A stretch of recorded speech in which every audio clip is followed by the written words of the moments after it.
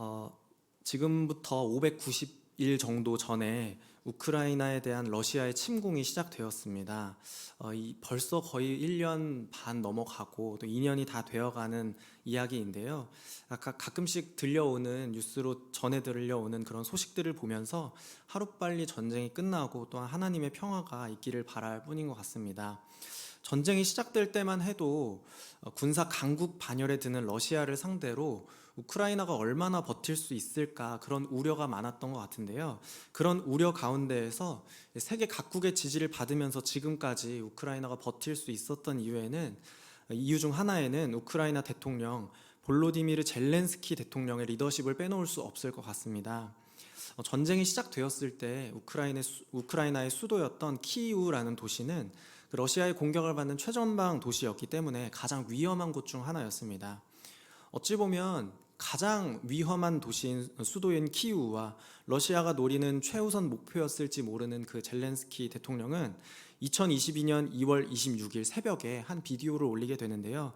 그 비디오는 자신을 포함한 우크라이나의 주요 내각 인사들이 아직도 수도 키이우에 남아서 싸우고 있다는 것을 보여주고 인증하는 그런 동영상이었습니다. 아마 대통령의 입장에서 내가 도망쳐야겠다라고 마음을 먹었으면 대통령이라는 그 지위를 이용해서 가장 먼저 또한 가장 안전하게 우크라이나를 빠져나올 수 있는 사람이 바로 젤렌스키 대통령이었을 겁니다. 그런데 수도를 사수하고 조국을 지키겠다는 그 젤렌스키 대통령의 책임감이 우크라이나 국민들이 함께 결사항전하게 되는 그런 계기가 되었던 것이죠.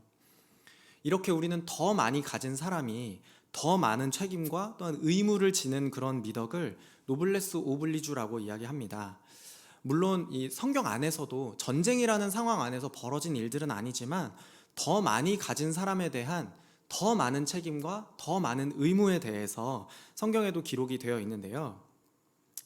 주의 만찬, 주님의 만찬, 즉 성찬회 때 고린도 교회 성도들이 서로의 책임과 의무를 다하지 못한 나머지 교회가 안에서 온전한 교제가 이루어지지 않았고 또 그리스도의 몸된 교회로서 합당한 연합이 이루어지지 못했던 그 일을 성경이 기록하고 있습니다. 고린도전서 11장 20절부터 21절 말씀인데요. 그런즉 너희가 함께 모여서 주의 만찬을 먹을 수 없으니 이는 먹을 때에 각각 자기의 만찬을 먼저 갖다 먹으므로 어떤 사람은 시장하고 어떤 사람은 취함이라. 아멘. 그 고린도 교회 사회 안에서 공동체 안에서 상류층이었던 그리스도인들이 먼저 자기들의 음식을 가져와서 서로 먹고 마시며 즐긴 상황인 거죠. 이에 반해서 상대적으로 하층민이었던 노동자 계급이었던 그리스도인들은 자신의 일과를 끝내고 뒤늦게 그 주의 만찬에 참여해야만 했기 때문에 뒤늦게 참석해서 준비된 것을 겨우 먹을 수 있었고, 상대적으로 부유한 형제들은, 그리스도인 형제들은 빨리 배부르게 되고 먹고 취하고, 가난한 형제들은 먹을 것이 없이 포만감에 빠져있는 그 형제들을 바라보고만 있어야 하는 그런 공동체 안에 차별이 발생하게 된 것입니다.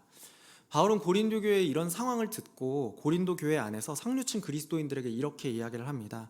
고린도전서 11장 33절인데요. 함께 읽겠습니다.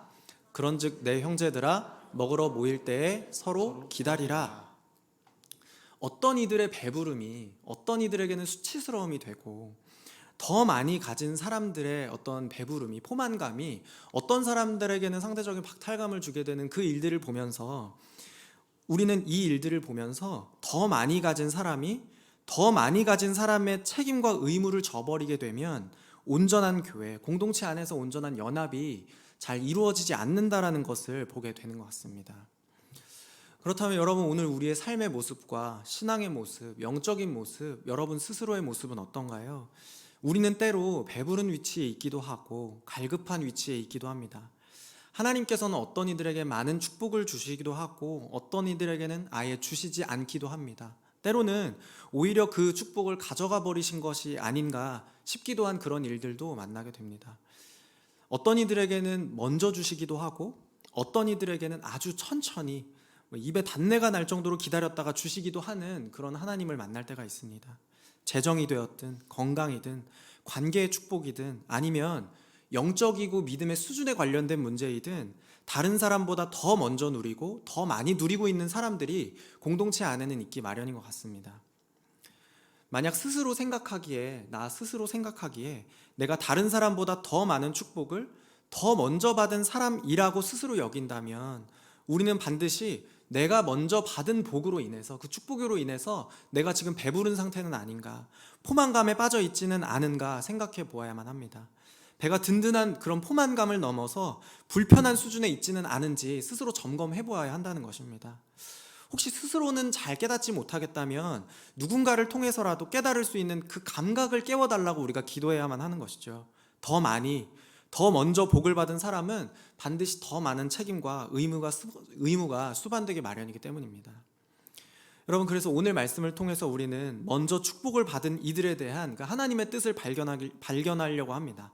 내가 필요한 모든 복을 이미 누렸기 때문에 이제 내 할 일은 끝났다 라고 그렇게 여기는 그런 마음이 우리에게 있다면 그것은 우리가 더욱 온전함을 사모하며 구해야 하는 일이라는 뜻입니다. 필요한 모든 복을 누렸을 때 하나님께서 나에게 먼저 더 많이 허락하신 그 이유가 무엇인지를 스스로 돌아보고, 또 내가 먼저 누리고 있는 것들이 교회 공동체에는 어떤 유익으로 표현되어야 하는지 깨닫는 은혜의 시간 되기를 주님의 이름으로 축복을 드립니다. 오늘 말씀으로 돌아와서요, 신명기의 이스라엘 민족들은 이제 광야에서부터 요단강의 동쪽까지 올라와 있습니다. 이 요단 동쪽에 이르기까지 신명기 2장에서부터 3장 11절까지의 말씀인데요. 이스라엘 민족은 5민족들을 만나서 어떤 민족은 그냥 지나가고 어떤 민족들과는 전투를 벌여서 그들이 차지하고 있는 땅을 점령했습니다. 성경에서는 이 다섯 민족 중에서 헤스본의 왕 시혼, 그리고 바산 왕이었던 옥과의 전투를 벌였고, 이스라엘 백성들이 그 전투를 벌였고, 하나님께서 약속하시고 말씀하셨던 대로 그 땅을 차지했다라고 기록하고 있습니다.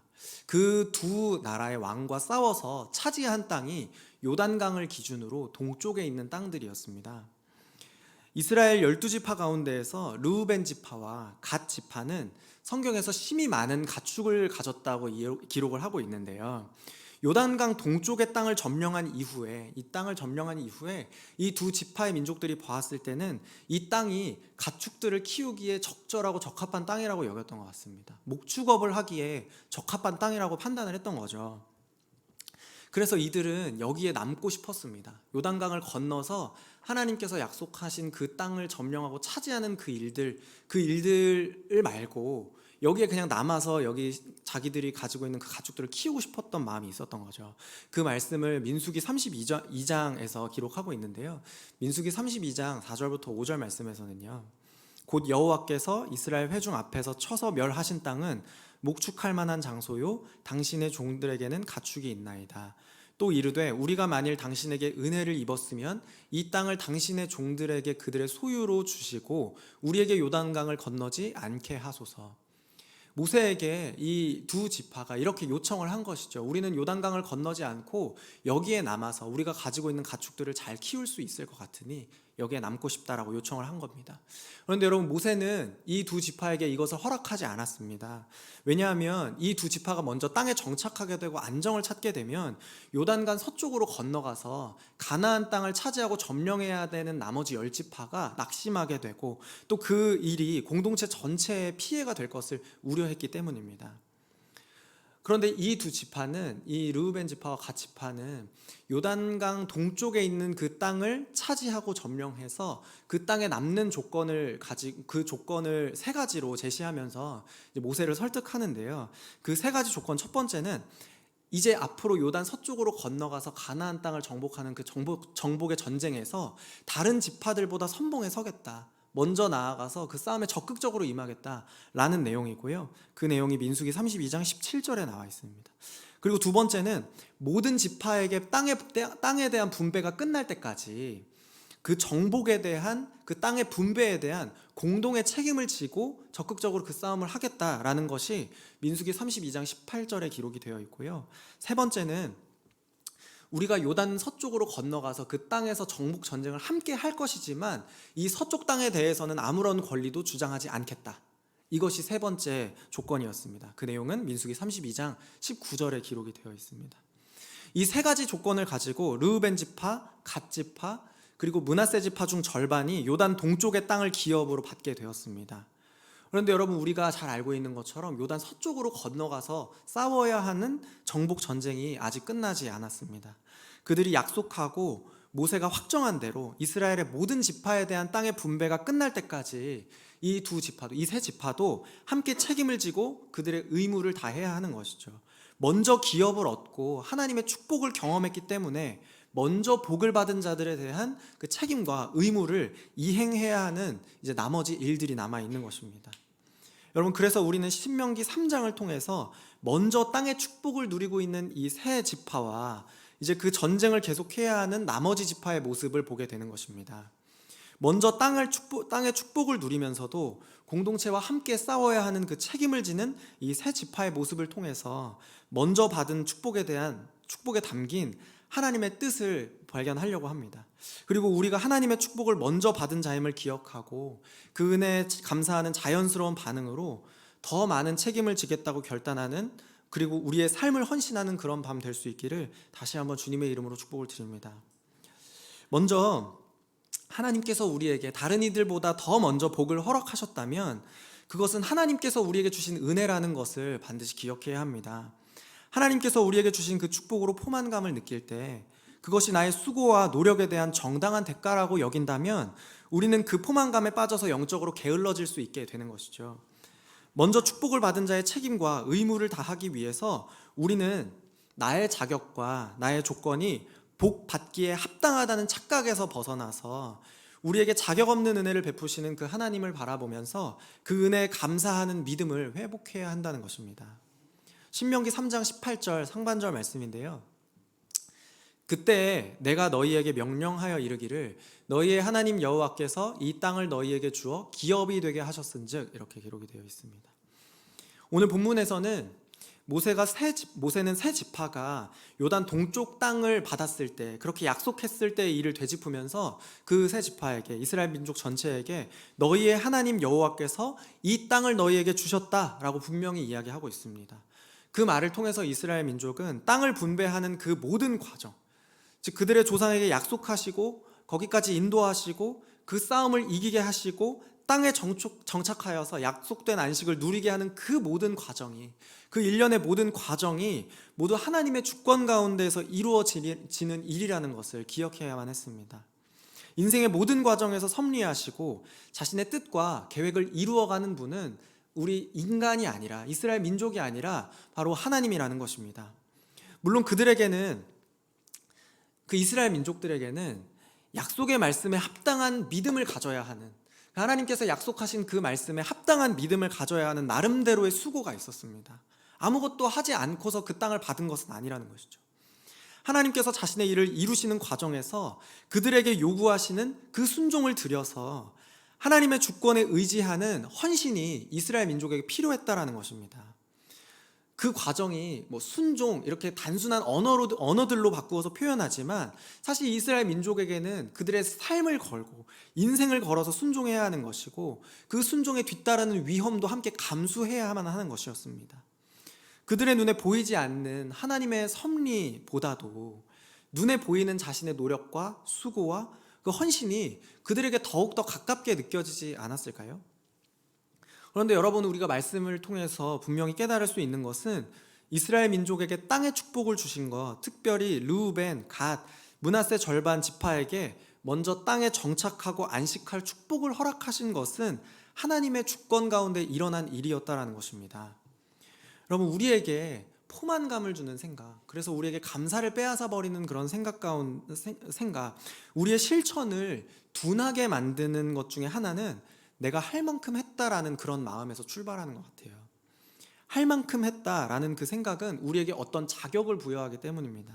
내가 이만큼 했기 때문에 이것을 돌려받을 자격이 있다, 그럴 권리가 우리에게 있다라고 우리가 오해하고 착각하는 것이죠. 내가 수고하고 땀 흘린 대로 내가 누리고 있다라고 여기고 그것이 정말 사실이라면 얼마나 간단할까요? 할 만큼 했다는 그런 생각은 우리를 손 놓고 그냥 바라보게 만듭니다. 나는 나의 할 것을 다 했다고 여기는 것만큼 우리를 나태하게 만들고 또한 게으르게 만드는 것은 없는 것 같아요. 생각해보면 저와 여러분들 가운데에서 많은 성도들이 자기 나름대로 쌓아놓은 그런 많은 신앙의 스토리들이 있잖아요. 저도 있고 여러분들에게도 있고. 나름대로 기도를 열심히 했던 기억과 그 기도에 응답을 받았던 추억들도 있고, 그 기도가 세밀하게 응답되었던 추억도 있고, 또한 말씀을 배우고 깨닫는 즐거움에 성경을 끼고 살았던 그런 경험도 있고, 교회에서 진행하는 사역들에 적극적으로 참여하면서 열정을 불태웠던 경험과 교회 안에서 어떤 직책과 직분을 담당하면서 섬겨본 경험들, 때로 우리는 쌓아놓은 신앙의 이야기들, 오랜 사역으로 지치고 피곤한 육신과 정서로 인해서 나는 할 만큼 했다라는 생각을 가질 때도 있는 것 같습니다. 그런데 여러분, 우리가 할 만큼 했다라고 느낄 때 정말 위험한 것은 우리 안에서 감사가 사라진다는 거죠. 내가 이만큼 했기 때문에, 내가 이만큼 충분히 헌신하고 수고했기 때문에 내가 그것을 돌려받을 자격이 있다라고 여기고 하나님께서 우리에게 베푸신 은혜에 대한 감사와 감격을 잃어버리게 된 것입니다. 여러분, 그러나 우리가 할 만큼 했다고 느꼈을 때 우리 중에서 그 할 만큼 했다라는 것을 하나님보다 더 하신 분들이 혹시 계실까요? 어떤 누가 하나님만큼 더 하신 분이 계시겠어요? 하나님의 게으름이 우리보다 부지런하고 우리의 초과 근무가 하나님의 일상적인 근무를 절대 뛰어넘을 수 없겠죠. 여러분, 우리가 무언가 축복을 누리고 있다면 그것은 하나님께서 우리에게 허락하셔서 얻은 것인 줄을 믿는 믿음이 우리에게 있기를 원합니다. 그것이 재정이든 건강이든 관계의 복이든 자녀의 복이든 모든 복의 근원은 하나님이시고 하나님께서 주시지 않으면 우리가 결코 그것을 누릴 수 없기 때문입니다. 생각해보면 우리가 수고한 것을 적절한 때에 돌려받는 거, 적절한 때에 우리가 열매로 그것을 수확해서 얻을 수 있는 거, 그것 또한 하나님께서 창조하신 질서 안에 있다는 것을 우리가 생각해보게 됩니다. 우리는 자격 없는 복을 하나님의 은혜로 누리게 된 것입니다. 여러분, 하나님께서 우리에게 주신 그 은혜의 절정이 바로 그분 자신을 우리에게 주신 것 아닌가요? 자격 없는 이에게 베푸시는 그 구원의 은혜, 그것이 모든 성도들이 먼저 누린 가장 최고의 복이고 은혜입니다. 죄의 자녀였던 인간이 완전하신 하나님의 자녀가 된 것입니다. 그래서 요한복음 1장 12절 말씀에는 우리가 누리고 있는 특권에 대해서, 그 권리에 대해서 이렇게 설명하는데요. 함께 읽어보겠습니다. 영접하는 자 곧 그 이름을 믿는 자들에게는 하나님의 자녀가 되는 권세를 주셨으니. 아멘. 여러분, 이것 말고 우리가 더 누려야 할 축복이 있을까요? 이것 말고 우리가 가진 그 축복 중에 더 좋은 것이라고 여겨지는 그런 축복이 또 있을까요? 우리가 모든 것을 빼앗겼다고 이야기할 때라도 우리는 하나님의 자녀가 되는 특권을 누린 자들이심을 믿으시길 바랍니다. 우리 안에 하나님의 주권과 그 은혜에 대한 감사가 회복되는 축복이 있기를 바랍니다. 내가 누려왔던 모든 것, 모든 시간, 모든 순간이 하나님의 은혜임을 깨닫고 그 감격하는 은혜가 회복되는 저와 여러분 되시기를 다시 한번 주님의 이름으로 축복을 드립니다. 두 번째로, 하나님의 은혜로 말미암아 우리가 다른 이들보다 먼저 복을 누리고 배부르게 되었다면 우리는 그 포만감으로 인해서 공동체를 외면하는 실수를 저질러서는 안 됩니다. 나는 다 먹었으니까 다른 사람들은 어떻게 되든 상관없다라는 그런 태도가 아니라 다른 이들이 함께 배부르게 누릴 수 있을 때까지 잠시 동안 기다리고, 혹은 내가 배에 부를 수 있는 상황임에도 불구하고 잠시 동안은 배고픔을 견뎌낼 수 있는 그런 인내가 우리에게 필요하다는 것입니다. 신명기 3장 20절 말씀인데요. 여호와께서 너희에게 주신 것 같이 너희의 형제에게도 안식을 주시리니 그들도 요단 저쪽에서 너희의 하나님 여호와께서 그들에게 주시는 땅을 받아 기업을 삼기에 이르거든 너희는 각기 내가 준 기업으로 돌아갈 것이니라 하고. 아멘. 모세는 이제 르우벤, 갓, 므낫세 반 지파에게 너희가 안식을 지금 누리게 된 것처럼 모든 이스라엘 형제들에게도 하나님께서 안식을 주실 것이라고 이야기를 합니다. 그 과정에서 이 세 지파가 받은 축복, 분배받은 땅에서 누리는 안식은 잠시 동안 보류되고 유보됩니다. 그들이 누릴 수 있는 그 안식이 잠시 동안 유보되는 이유는 간단합니다. 아직 그 남은 10지파에게, 그들의 형제들에게 약속된 땅의 분배가 다 이루어지지 않았기 때문입니다. 민수기 32장에서는요, 르우벤, 갓 지파가 모세에게 가축을 키우기 좋은 그 요단 동쪽의 땅을 요구하는 이야기가 기록이 되어 있었는데요. 모세는 만약 그들이 그 땅을 먼저 차지하고 나서 공동체의 책임을 다하지 않았을 경우에 그들의 죄가, 그 공동체의 책임을 져버린 그 죄가 어떤 죄와 비슷한지를 비교하면서 설명하고 있는데요. 민수기 32장 8절부터 9절입니다. 저희 같이 한번 읽어보겠습니다. 너희 조상들도 내가 가데스바네아에서 그 땅을 보라고 보냈을 때에 그리하였었나니 그들이 에스골 골짜기에 올라가서 그 땅을 보고 이스라엘 자손을 낙심하게 하여서 여호와께서 그들에게 주신 땅으로 갈 수 없게 하였었느니라. 아멘. 지금 모세가 이 두 지파에게 그 땅을 너희들에게 먼저 줄 수 없는 이유에 대해서 다시 이제 반론하고 있는 것이죠. 그 이유를 모세는 과거에 땅을 정탐하고 온 이들이, 땅을 정탐한 10명의 정탐꾼들이 이스라엘 민족 전체를 낙심시키고 또 하나님께 불순종한 죄를 저지르는 것과 같은 일이다 라고 동일선상에 놓으면서 이야기를 하고 있는 것입니다. 이 먼저 땅의 축복을 다 누리고도 그 책임과 의무를 다 하지 않는다면, 먼저 하나님께서 주신 그 은혜를 가지고 있으면서도 그 책임과 의무를 다 하지 않는다면 이스라엘 민족 한 세대가 광야에서 40년을 방황할 수밖에 없었던 그 불순종과 죄를 짓는 일과 똑같다고 지금 모세가 그렇게 이야기를 하고 있는 것입니다. 여러분, 이렇게 비교를 하니까 내가 먼저 축복을 받았는데, 내가 먼저 무언가 가지고 있는데 내가 그 책임과 의무를 다 하지 않는다라는 것이 얼마나 크고 무거운 일인가, 내가 생각했던 것보다 더욱 심각한 일이구나라는 그런 생각이 들더라고요. 그렇다면 공동체를 외면하지 말아라. 먼저 축복을 받았다면, 먼저 하나님께서 주신 축복을 누리고 있다면 그 축복을 통해서 공동체를 외면하지 말라라는 그 말씀을 오늘 우리의 공동체에서, 우리의 삶에서 어떻게 적용을 할 수 있을까요? 저는 두 가지를 생각해 봤는데요. 첫 번째는 우리 현수막에 나와 있는 것처럼 가을 특별 새벽 기도에 적용할 수 있을 것 같습니다.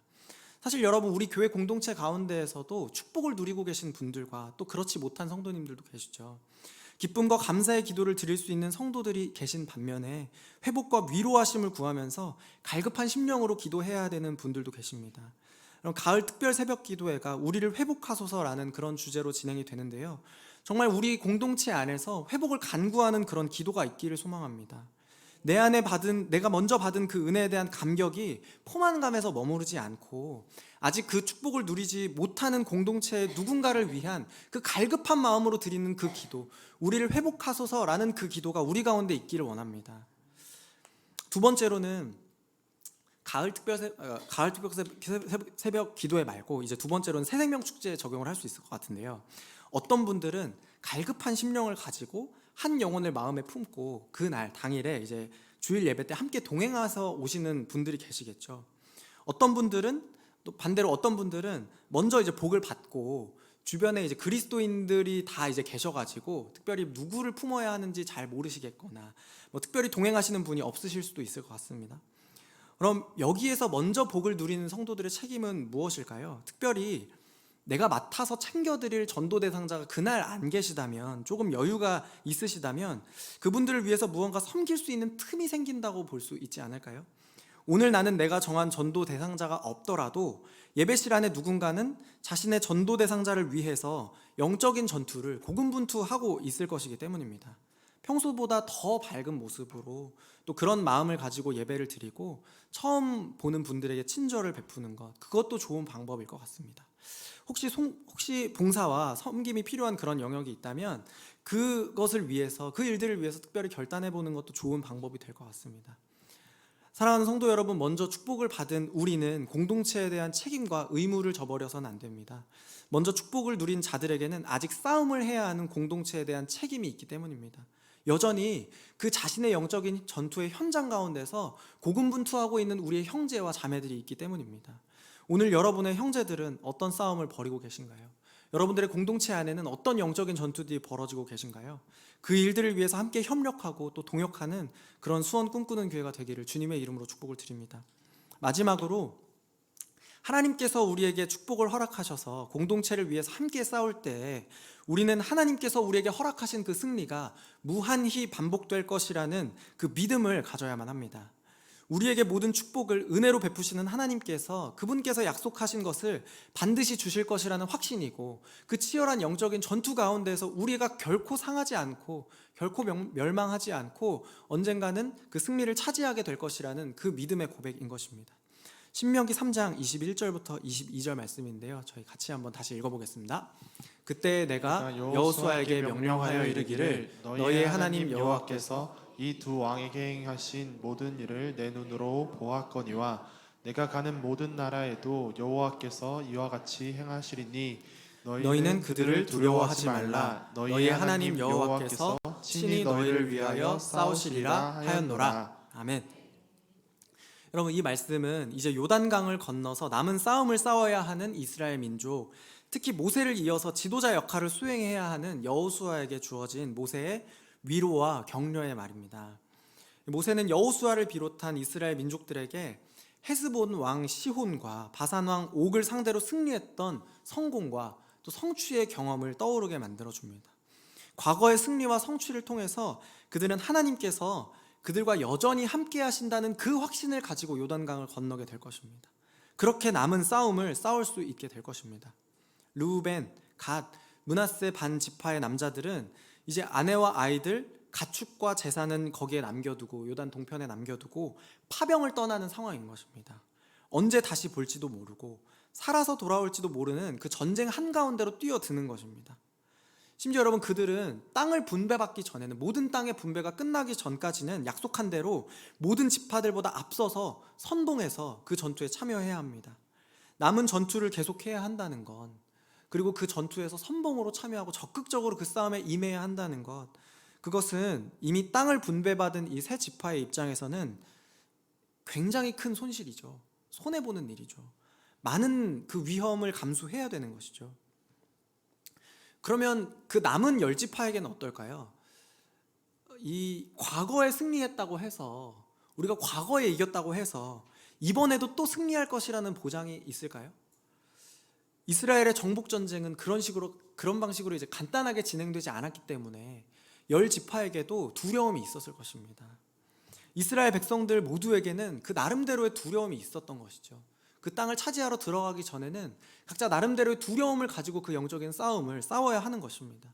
전쟁에 대한 두려움, 이전에 부모 세대가 두려워했던 그 가나안 백성에 대한 두려움, 이미 받은 축복을 뒤로한 채 전쟁 한복판에 놓여지게 될 그 두려움, 각자의 두려움을 가지고 이들은 싸움을 싸우러 나아가는 것입니다. 그런데 이 말씀에서, 본문 말씀에서 모세는 여호수아와 또한 이스라엘을 향해서 확신을 주고 격려하면서 그 일을 담대하게 계속해 나아갈 것을 요구하고 있습니다. 왜냐하면 요단 동쪽의 땅을 하나님께서 그들에게 주셨던 것처럼 약속하신 요단 서쪽의 가나안 땅도 하나님께서 그들에게 주실 것을 하나님께서 약속하셨기 때문입니다. 헤스본 왕과 바산 왕을 상대할 때 동행하시고 그들보다 앞서서 싸우셨던 그 하나님께서 그들과 영원히 함께 하시고 그들을 위해서 영원히 싸우실 것이기 때문입니다. 그래서 신명기 3장 22절 말씀인데요, 다시 한번 보면 너희는 그들을 두려워하지 말라. 너희의 하나님 여호와께서 친히 너희를 위하여 싸우시리라. 제가 강조한 표현이 지금 약간 흐리게 나오는데요, 너희의 하나님 여호와께서 친히 너희를 위하여 싸우시리라 라고 기록된 이 말씀이 오늘 이 신명기 본문에서 뿐만 아니라 구약 성경 전체, 구약 안에서의 히브리 민족들의 역사 가운데에서 계속해서 흘러가고 있는 것입니다. 여러분, 이 말씀은 여호와께서 너희를 위하여 싸우시겠다, 싸우시리라 하는 그 말씀은요, 출애굽기 14장에서 홍해를 건너기 직전에, 홍해를 앞에 두고 이집트의 군대들이 싸우러 오는 그 절체절명의 순간 가운데에서도 하나님께서 동일하게 주셨던 약속입니다. 출애굽기 14장 14절의 말씀에도요, 여호와께서 너희를 위하여 싸우시리니 너희는 가만히 있을지니라 이렇게 말씀하시고요. 또한 느헤미야 4장으로 넘어가서요, 바벨론 포로들이 예루살렘으로 귀환해서 성벽을 재건하는 그 상황 가운데에서 대적들의 방해를 받을 때에도, 그 성벽 재건을 막는 대적들의 방해를 받을 때에도 동일하게 반복되는 약속입니다. 느헤미야 4장 20절 말씀인데요, 너희는 어디서든지 나팔 소리를 듣거든 그리로 모여서 우리에게로 나아오라. 우리 하나님이 우리를 위하여 싸우시리라 하였느니라. 아멘. 여러분, 구약 성경 전체에서 이스라엘 민족들에게 이어졌던 그 약속의 말씀은, 하나님께서 우리를 위하여서 친히 싸우시리라 하는 그 약속은 지금 우리 시대에도 여전히 동일한 줄로 믿습니다. 오늘 우리의 삶에서 친히 자기 백성인 교회를 위해서 싸우시는 그 여호와 하나님을 경험하는 저와 여러분 되기를 축복을 드립니다. 여러분, 하나님의 백성의 승리는 무한히 반복될 것입니다. 하나님의 주권과 섭리 가운데에서 교회는 승리할 것입니다. 승리하시는 여호와 하나님이 주시는 그 축복 가운데에서 그 약속의 말씀을 붙잡는 믿음으로 오늘을 살아가는 그런 저와 여러분 되시기를 다시 한번 주님의 이름으로 축복을 드립니다.